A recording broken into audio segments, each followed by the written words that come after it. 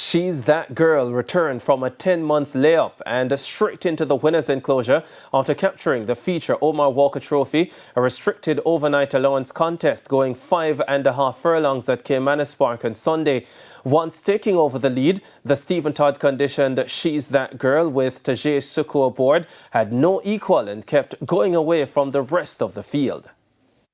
She's That Girl has poached a huge lead. Huntsman the best of the rest at the moment. Over on the rail, that Strike Smart. Smart Trick is in the centre. Cookie Day and Night in the yellow with the green cap now asked to close up, but it's She's That Girl running away from the field. A furlong to catch her. She's That Girl in full flight. Huntsman left way back in the centre. On the rail, that's Cookie Day and Night trying to come on, but She's That Girl has stolen it. It's the Omar Walker Trophy, and She's That Girl takes it by 6 or more.